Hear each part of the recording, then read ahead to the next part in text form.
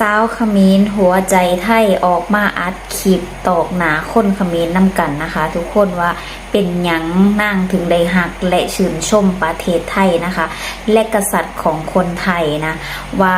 กษัตริย์ของคนไทยนี่สอนวิธีการทำมาหากินให้แก่เพื่อนนะคะ จะเป็นแนวใดทุกคนเดี๋ยวเฮามาเบิ่งคลิปนี้ไปพร้อมๆกันเนาะนี่เลยเนาะสวัสดีค่ะทุกคนมาตอบคำถามคนบ้านเดียวกันกับหนูเนาะว่าทำไมรักพระมหากษัตริย์ไทยนัก